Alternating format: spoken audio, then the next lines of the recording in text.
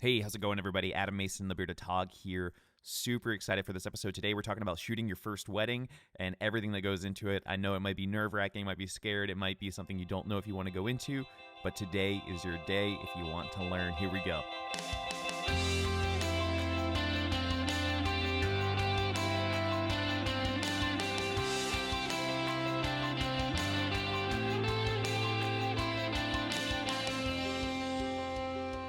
So it's been a while, guys. It's been a while since we last spoke. And things have been crazy. We started getting into weddings and engagement season for me. My wife and I are house hunting officially and just diving into that process, which is crazy. And it was kind of unexpected, but we feel like it's the best time for us to look into things. And so as a freelancer, that is really scary and weird because, like I said, our income can go up and down, or there's always months that do better than others. And so it's kind of weird to commit to a mortgage, So lots of things have been going on, but it's really good. We're really excited. And we've had a lot of mentorship sessions recently. And so we are pushing those right now. A few of our mentees are learning off-camera flash. One of them is learning just how to get more money for their business. Honestly, they're like, Adam, we need to make more cash. And so we've been helping out with that as well. And it's really cool to see their businesses take off. One of our mentees has already made, this far in the year as of April, what he made last year total. And so that's really cool, really, really cool. But today's going to be a little bit different, very relaxed episode, but I want to emphasize the importance of this episode in that we talk about things with the nature of that we're serving somebody else on a really important day. And so we're talking about shooting your first wedding. And I know for me, this is a topic that I get emailed about all the time. Adam, can I shadow you? Can we talk? Can we pick your brain a little bit? What does that look like to be a wedding photographer? I like taking photos. Is this the route I should go? And, it can go either way. But honestly, this episode hopefully will give you a baseline. Whether you've shot 100 weddings or you've shot one wedding, it's going to help fill in some gaps and maybe just help you feel a little bit better about what you're getting yourself into because it does have a lot of pressure at first, but at the same time, it can be pretty fantastic. When it comes to photographing weddings, one thing to think about is in the photography industry, it always feels like there are photographers who are like, oh, I would never shoot a wedding. That's not my thing. And then there are photographers like me who every weekend, this is our lives. And I love telling stories. And I photographed about 100 couples and about 85 weddings now. And we'll hit over 100 weddings by the end of this year. And every single wedding and couple was different and amazing and fun. And I learned something, whether about myself, whether about people, about weddings, about photography, at every single one. And for me, I think from my perspective, growing up in a small town, a wedding was just this amazing situation in this place where, it's such a place to develop and create something that you're going to give to somebody, or sell to somebody that is important and is going to be seen by generations. And that is just incredible to me. And so I think in the photography industry, at least like 10, 20 years ago, weddings were looked at as kind of like a non-creative space. People showed up for an hour, shot a few portraits, and then they left. And especially in the film days. But at the same time, the industry also views weddings as like the cash cow, like what you do for money. And if I wanted to make more money, I would not shoot weddings, ironically. At least for me, I know a bunch of commercial photographers that make way more than I do. But I love what I do. And like I just said, I love to meet with couples, hang out with them, and get to know them, which is just super cool, and get to tell that story. And I think for me, that's my passion. I'm not a photographer. I'm a storyteller, and I use photography as the tool to do that. And so that was just a little bit of a kind of personal aside about shooting weddings, but hopefully that kind of either resonated with you and you said, okay, yeah, this is going to be great. Or you said, yep, this is going to be silly. But either way, let's chat through this process. And I think whether you're never going to shoot a wedding or you shoot 100 weddings a year, this is going to benefit you. I think mainly when it comes to shooting weddings, and it's totally optional, obviously, but I think it's a good experience for any photographer to shoot for a few weddings. And whether you're new or you've been shooting for years, it's just a different experience, like unlike a commercial or portrait session, the 1,000th photo that you'll take that day could matter as much as the first photo, and that's both beautiful and challenging and terrifying. And, but that's really important, whereas in a portrait session, it's usually the last photo you shot or, a fraction of what you shot is going to be the really important stuff, and the rest of it is just process. Whereas at a wedding, a lot of it, you need to have the percentage high of photos that you're going to be proud of quality work. And I think that's a good challenge and a good thing for any photographer to kind of, get a workout in, if you will, at a wedding. I also love too, just for photographers, that weddings present a diversity of shooting situations, from lighting to color to skin tone to weather situations. And, it's a mix of art and problem solving when you're shooting a wedding. And I love that too. I think it's really good for photographers to come in and say, oh crap, I planned on XYZ, but all of those are flipped. What do I do? How do we do this? You have those weddings where it's at an amazing venue and the couple's been planning it for years and it's going to be great as long as the weather holds up, and you show up and it's pouring rain and you're just like, oh, okay, great. And, but that's, as a photographer, that's the challenge that is before you, and how will you take it on, kind of deal.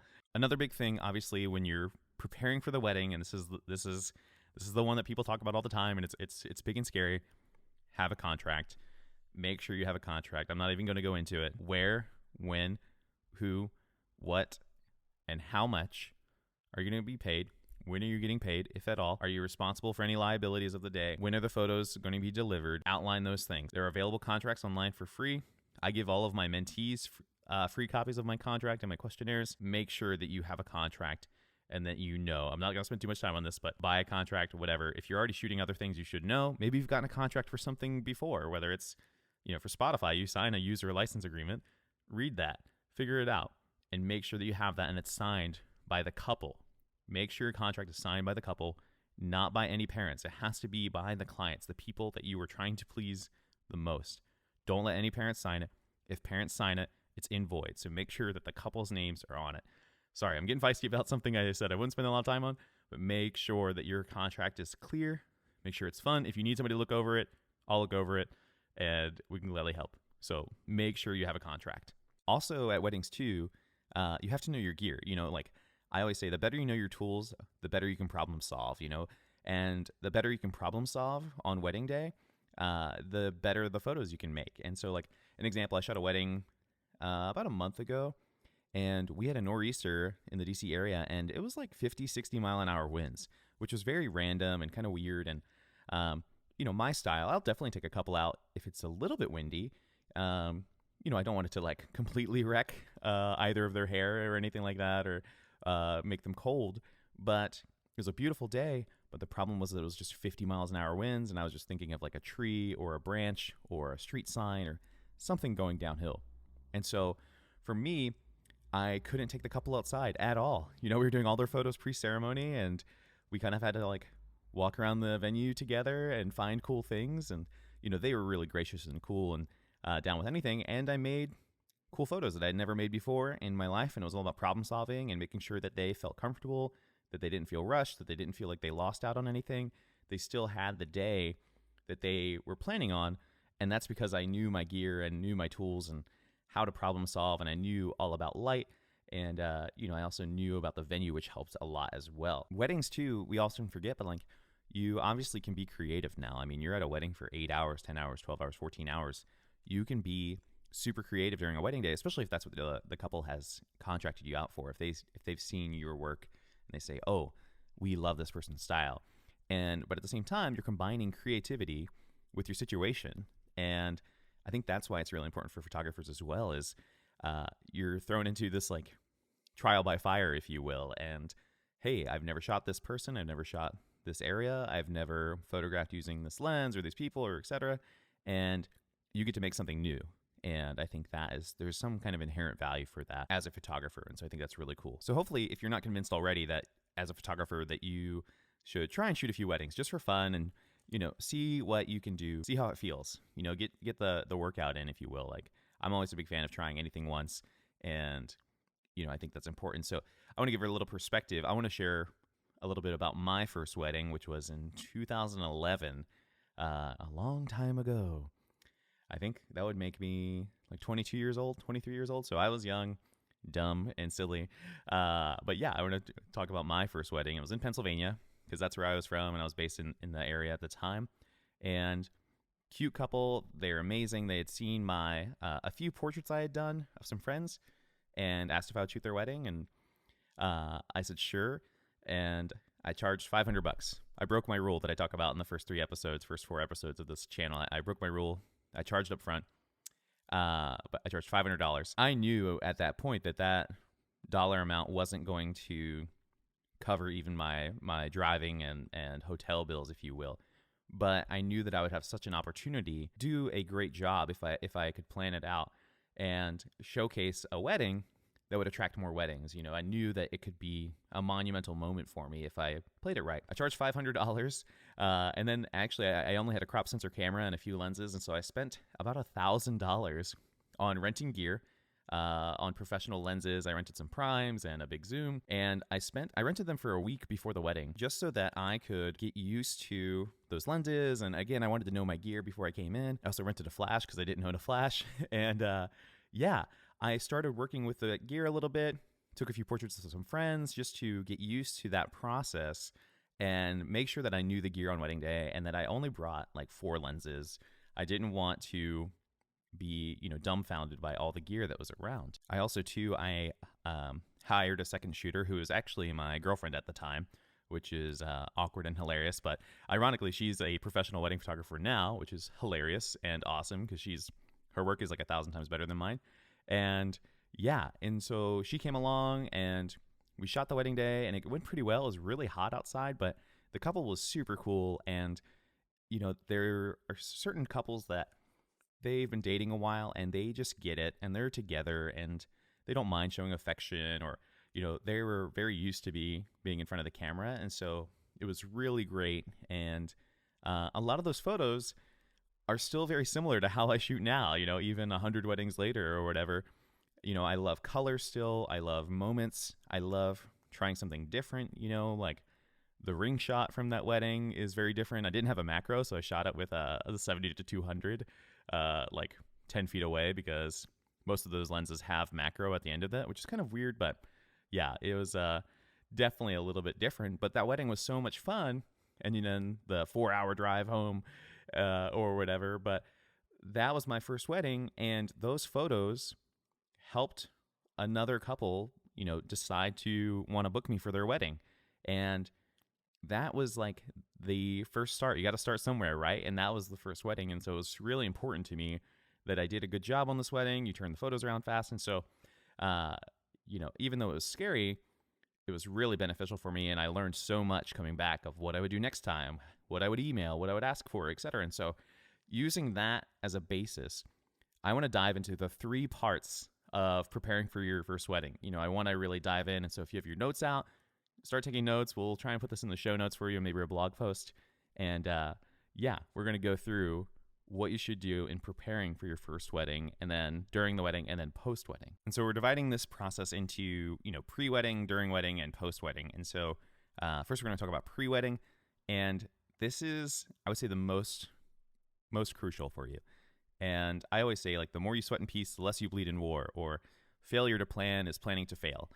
Like, you have to have some sort of plan when you're going into this. And so, these are just a few steps that I would say can help you have the easiest day without the most stress on you or on your couple, and just kind of have like you'll have a prepared opinion coming in, and you'll be prepared. And so first off, obviously you want to know your camera and gear. Like, don't bring too much. Like I said, some wedding photographers only bring 2 lenses. You have a long one and a short one, and you don't want to be fumbling around with your gear. You want to just have the bag situation right, or you just want to bring the 2 cameras, or two lenses, if you will, 3 lenses.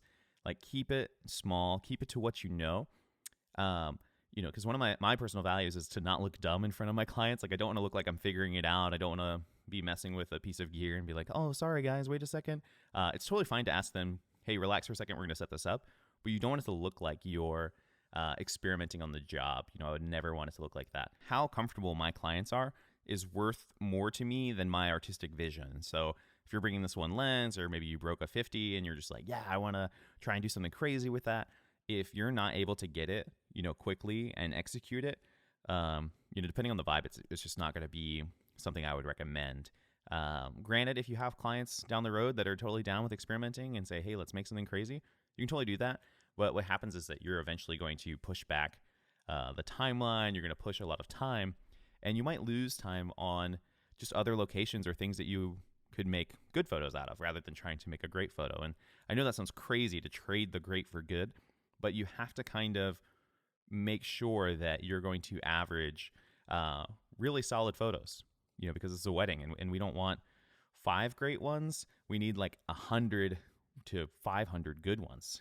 And great ones are obviously welcome, and but you want to make sure that those are in there. One thing I didn't do that often, I only did this twice before. I never did this before shooting my first wedding, but I always tell people to second shoot. I hire second shooters all the time, or any of the people who are in mentorship with me. Those guys get to shadow me for free and come on shoots, come on weddings, come on engagement sessions. And that's kind of the best thing to really like dip your toes in the water, if you will, is to really just shadow somebody or second shoot and just kind of get used to being at a wedding, because they're all different. They're never going to be the same situations. It's going to be very different. One thing too to consider is knowing your computer workflow, which I know that sounds crazy. You're like, I'm a photographer, like I'm thinking about the wedding.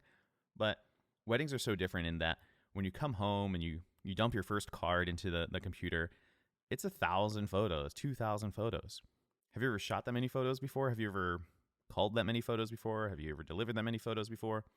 That's something you have to think about. Like, you don't want to dump your photos onto your computer and say, wow, I don't have enough space on my hard drive for this. And episode 22, I think, about backup, or 24, one of those episodes will help you kind of get the vibe of your computer and your external hard drive set up properly. But that's something to consider.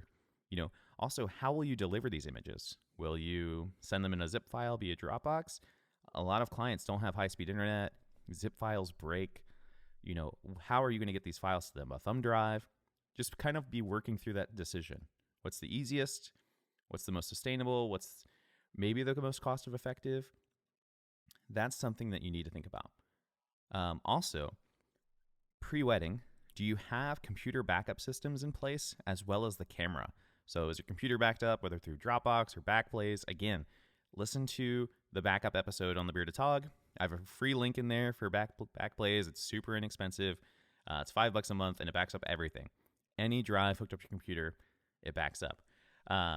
Also, camera-wise, make sure that even if you're shooting with just one body through the wedding day, have an extra body. Even if you just borrow a friend's like T2i or something, like just have something in reserve just in case. I've had cameras die on me at weddings now after doing this a few years, and it's so good to have a second body ready to go. And again, it goes back to that, like, not looking like an idiot in front of your clients, but then also making sure that you can provide what you promised to provide, which is photos. And, and this is, the client might not never notice, and they may understand, and it may be casual, and it may be fine, but why risk that? Why not just go all out and do a good job and see where that happens? Next thing is thinking about the wedding and what you want to shoot, how you want to do it.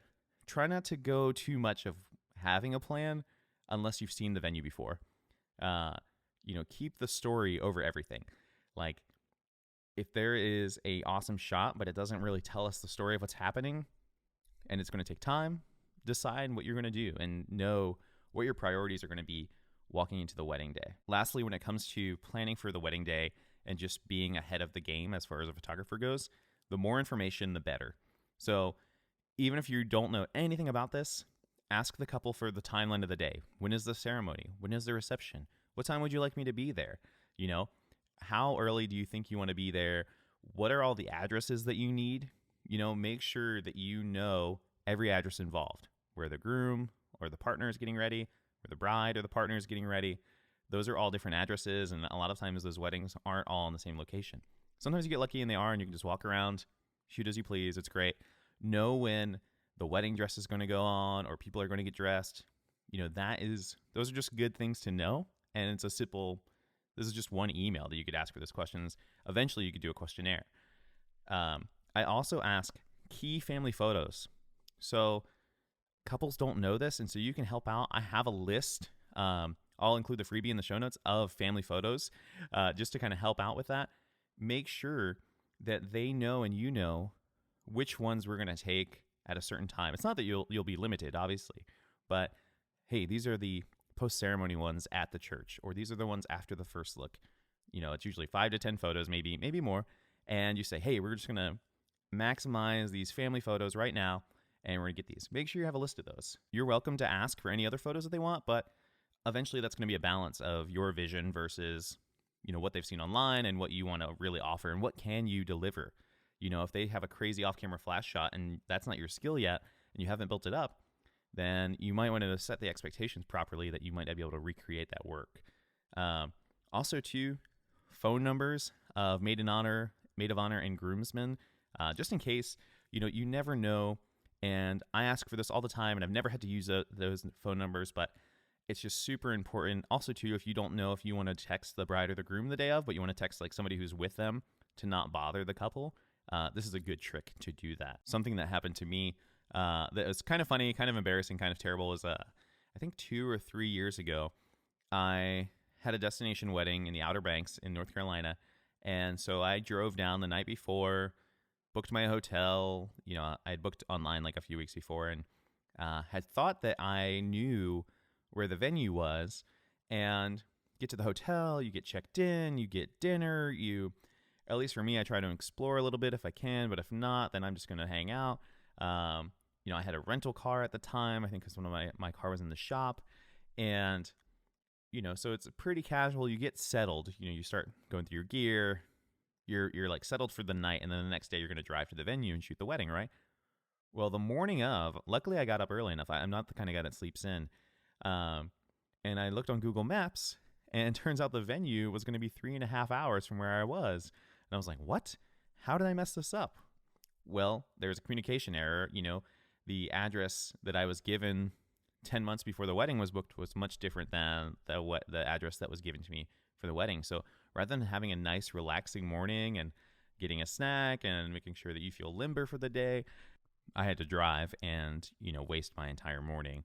And so just make sure that you have all the addresses, everything that's going to be good.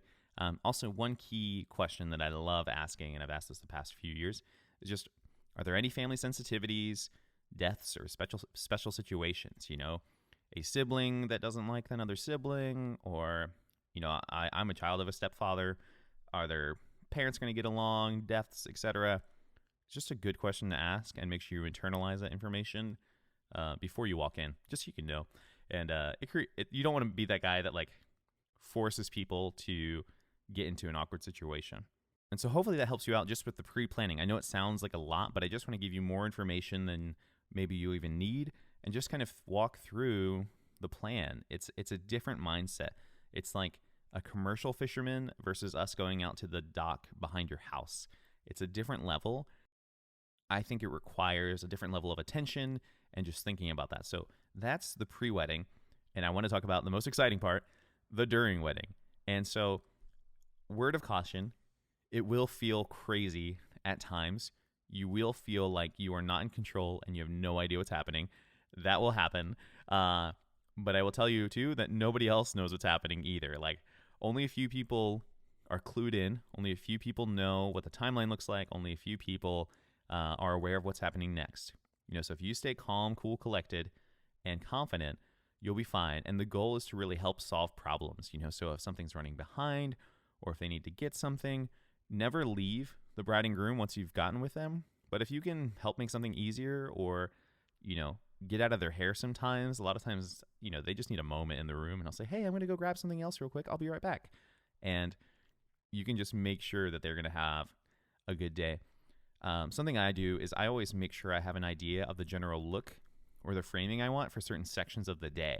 So like if you look through my family formal photos, all of them I shoot pretty much the same way for the past 2 years.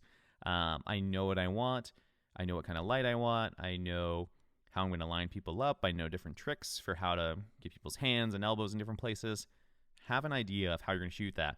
For getting ready, what do you want to show? What do you not want to show? A lot of times there's trash and makeup and all kinds of things just hiding in the room. How do you want to go about that? And just make sure that you're ready to go and that you know what you're thinking for. Where are you going to stand in the ceremony? What kind of photos do you want? Do you want close-up ones? Do you want far away ones? Do you have the lenses that could do both? Or are you going to be one of those photographers that's kind of chill? Make sure that you don't attract attention to yourself during the ceremony. Also, too, don't ask for too much. I know I hate that I have to say this, but in the ceremony, don't talk to anybody. You are a documentary photographer, hopefully just documenting this day. Don't ask the preacher to move. Don't ask the couple to move or to cry or anything crazy like that. I thought this was obvious, but I've heard stories. And so, don't ask for too much. You're essentially a fly on the wall other than the times that it's appropriate for you to not be a fly on the wall. And so make sure you're aware of when those times will be. And, I definitely think, too, everyone is important. Everybody's going to come up to you and be like, hey, can you come grab a photo of this? Can you come grab a photo of this? And if you're a yes guy like I used to be, it's going to be hard for you to catch the things that matter most to the people who are paying you, to the people who invited you, aka the couple. And make sure that everybody is important, but the couple is the most important to me. You have to make sure that they're going to be pumped and that they leave that wedding just thinking of you, hopefully, at least for a little bit. But hopefully all of that is super attainable. I think it's easy. It's just be easygoing, be laid back, don't freak out, make sure you're prepared. All your pre-preparation that we talked about, that will help you in these moments. Last thing, when it comes to during the wedding day, is just be a team player. If there's a venue manager or the church attendant or a wedding planner, they might have reached out to you before. Be friendly all the time. Even if what they say is silly, even if they say something you already know, that's a big thing. There's a lot of communication overlap in the wedding industry, and that just happens. Everybody's trying to help. That's a better problem than lack of communication. So just be happy. Don't show pride in your emails. Just be like, thanks so much. That was amazing.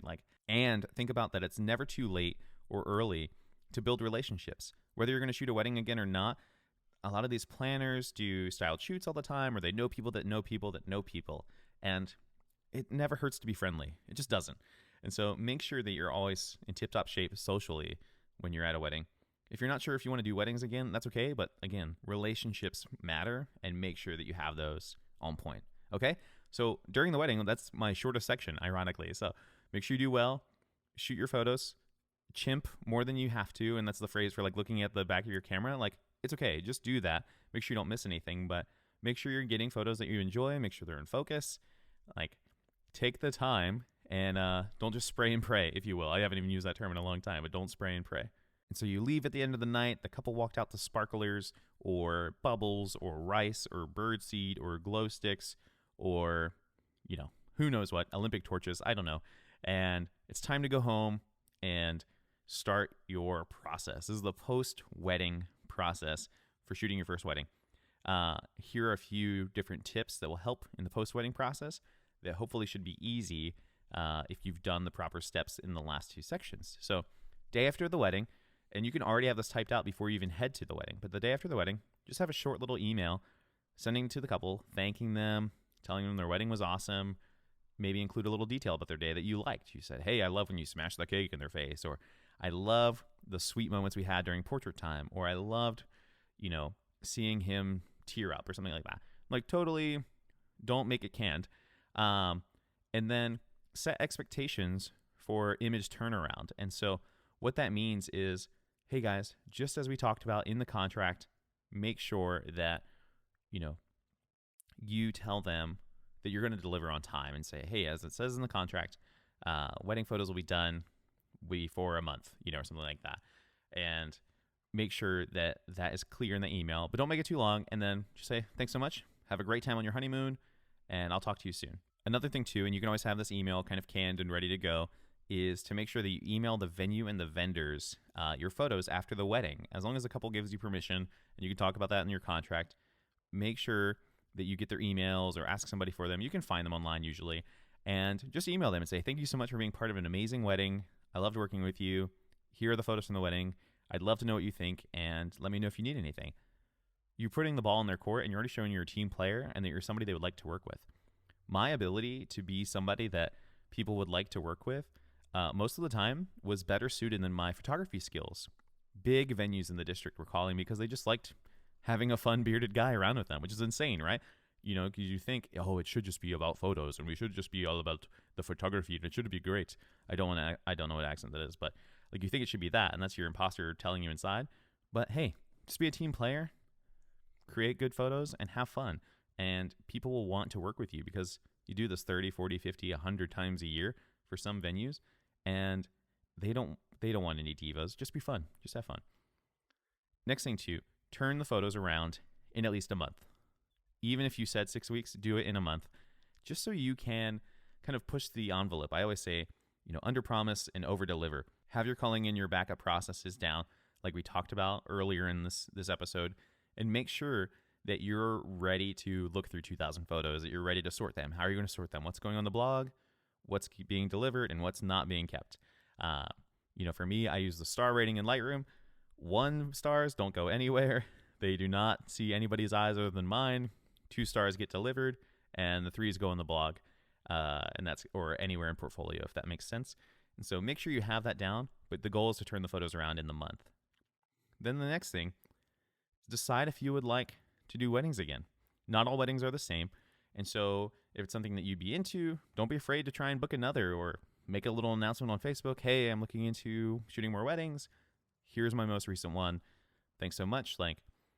Just try. And if that wedding went bad, seek mentorship, seek counsel, listen to this episode and other episodes, obviously, and see what you could do better.